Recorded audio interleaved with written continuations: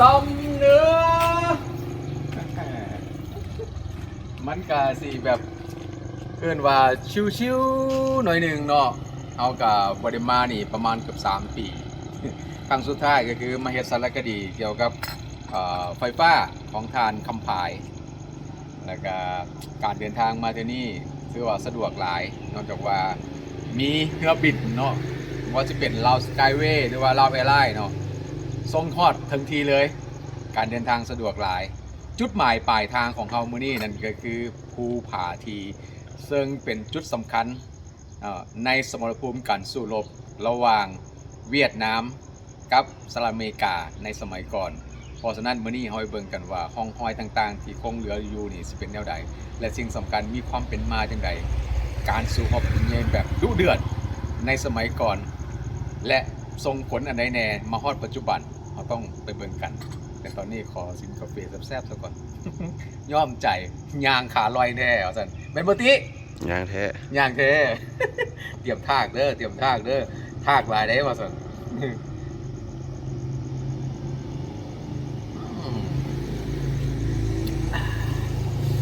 กลมกลอมสุดๆเลยคอยขี่มีตาตัดหมอกบ่เบอร์ตาลีเนี่ย ตอนนี้ทัศนวิสัยในการแนมเห็นลดลง หมอกกระลงตัด หลังจากแดดๆด้วยเทศบาลออกมาพ่อฝนพอฝนจบยุดแล้วหมอกมาดิหมอกลงมาดิ สอนคือยังหนาวเลยกามีอินเทอร์เน็ตสิว่าอยู่เฮ้ย 4G เลยมันจะรอจะนายเลย เขา เดิน ติด ทาง ไปเลย มาฮอดภูผาทีแต่ว่าจุดหมายปลายทางเฮาเหลืออีก7 กิโลถ้าไปซื้อก็สิออกไปใส่เมืองซ่อนเมืองซ่อนเมืองเฮียม เมืองซ่อนเมืองเหี้ยมไปอีกก็คือเขาไปสู่เกินว่าจอมของภูผาที7 กิโลสิฮอด แต่เป็นทางวิบาก โอ้แน่นอน เป็นทางออฟโรดตอนนี้จอดพักหาเสบียงอาหารก่อนเพราะว่าเขาจะไปกินข้าวสวยอยู่หันตามคำบอกเราคำบอกว่าในจุดดังกล่าวนี่ในสมัยก่อนเนาะก่อนจะมาฮอดจุดนี้ก็ใช้เวลาอยู่ประมาณ20 กว่ามื้อคนแหละ ในการย่างมาเป็นเส้นทางยุทธศาสตร์แต่ว่าณปัจจุบันเนี่ยเขาก็บอกว่าเป็นแนวใดต้องไปเบิ่งนำกันเด้อเครื่องภูของการเดินทางขึ้นมา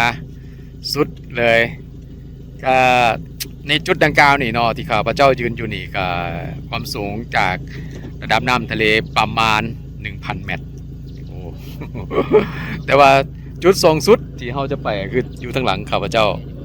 ในมองนั่นก็คาดว่าเนาะจะอยู่ที่ความสูงประมาณ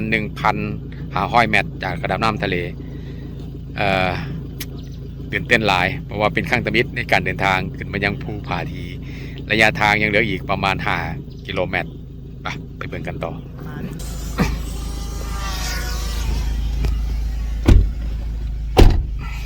ไป let's go ไปต่อ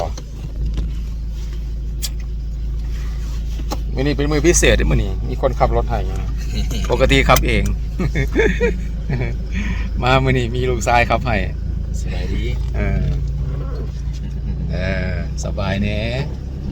ขอสบายเลยแม่ไปใส่เป็นแต่ขับเองตลอดเลยนะ มีโชเฟอร์ให้พร้อม แมนเขากำลัง ได้ทำอย่างเดียว ไต่ระดับขึ้นไปยังจุดสูงสุดของภูผาทีความสั้นก็เพิ่มขึ้นเรื่อยๆแล้วก็ทางก็คือว่าแหละบ้านเฮาในจุดดังกล่าวนี่ก็ยังทันได้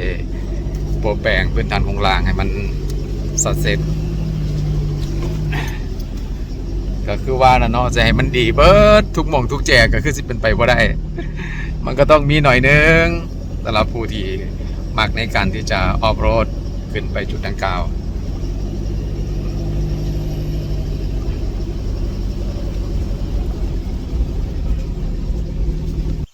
โอ้ เส้นทางขึ้นมานี่สุดเลยแหละต้องบอกเลยว่าเป็นการสร้างประสบการณ์ใหม่ในการเดินทางและตอนนี้เฮามาฮอดจุดในการจอดรถเป็นว่าต้องย่างไปอีกประมาณ ครึ่งชั่วโมงก็สิฮอดจุดสูงสุดเพิ่นว่าตอนนี้ทางด้านของแผนกแถลงข่าววัฒนธรรมและท่องเที่ยวแขวงหัวพันเฮาขึ้นไปประสานงานกับผู้เพิ่นรับผิดชอบอยู่ในจุดดังกล่าวนี้นั่นก็คือกระทรวงป้องกันประเทศเพราะว่าในจุดดังกล่าวนี่เนาะเพิ่นยังบ่ได้ประกาศเป็นสถานที่ท่องเที่ยวยังบ่ได้อนุญาตให้การขึ้นมาท่องเที่ยวอย่างเป็นทางการเพราะฉะนั้นแล้วก็อยู่ในการคุ้มครองของกระทรวงป้องกันประเทศอยู่ก็